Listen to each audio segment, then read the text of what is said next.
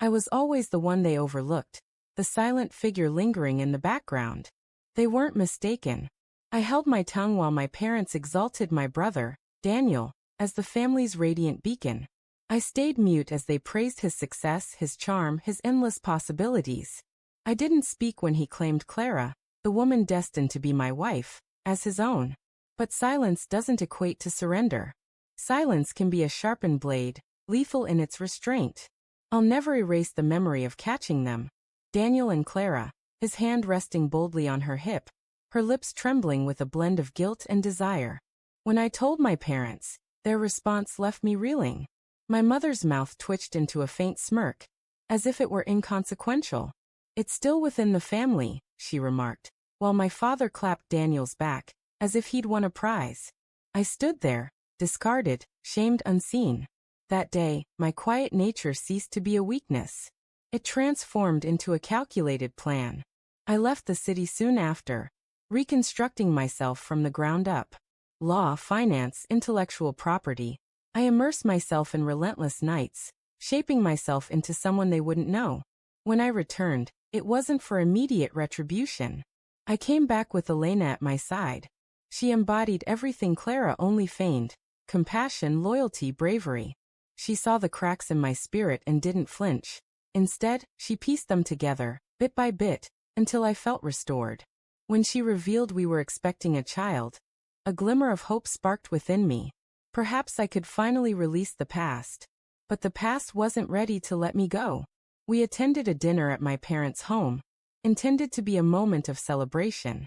I stood tall beside Elena, her hand gently resting on the subtle swell of her abdomen, my chest swelling with pride as I declared, "You're going to be grandparents." I expected hushed surprise, maybe disapproval. I didn't foresee cruelty.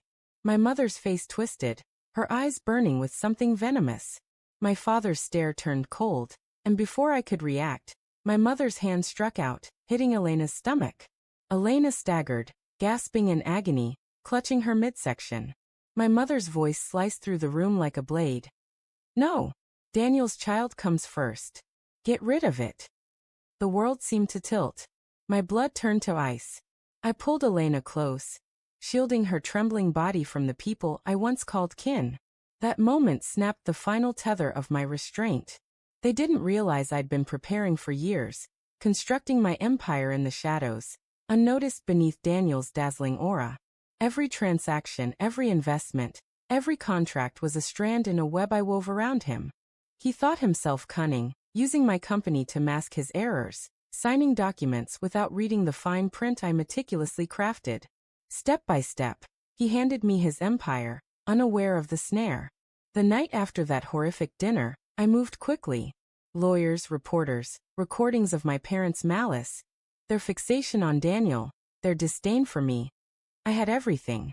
I'd been thorough, gathering their hateful words, their insults, their unwavering loyalty to their favored son. I had proof of every loan they forced me to cover, every penny they drained from me to prop up Daniel's failures. I didn't need to destroy them myself. I only needed to let their own deeds unravel them before the world. The stage was set 3 weeks later at my parents' anniversary gala. Their lavish estate filled with investors, dignitaries, and socialites, all clinging to the facade of our perfect family. I entered with Elena, her quiet resilience shining with every step. When the speeches began, I asked for the microphone. The room hushed. Then I played the recordings. My mother's voice echoed through the hall. "Daniel's child comes first. Get rid of it." Gasps spread through the crowd. Whispers grew into murmurs. My father stood rigid, his face ashen. Daniel's fists clenched, as if he could halt the inevitable. Then came my decisive strike. I unveiled the documents, Daniel's signatures, his empire unwittingly transferred to me. He wasn't merely dethroned, he was obliterated. My parents, complicit in his schemes, saw their fortune, their pride, their legacy bound to a sinking vessel bearing Daniel's name. But the true twist, the one that shattered them, came when the doors opened wide. Clara entered, visibly pregnant, not with Daniel's child, but with another's. She had abandoned him, stripping away the last illusion he held dear. She stood beside me, not as an ally or confidant, but as undeniable evidence that even the prize he stole had forsaken him. My mother's face drained of color, her hands shaking uncontrollably. The crowd's murmurs turned to accusations. Frauds, failures, monsters. Daniel lunged at me, his fury erupting, but security held him back as he raged and cursed. My father tried to calm the room, but no one listened. For the first time, all eyes were on me, all ears attuned to my words. That night, I led Elena out of the mansion as chaos engulfed the house behind us. I didn't need to look back. I could sense their world crumbling.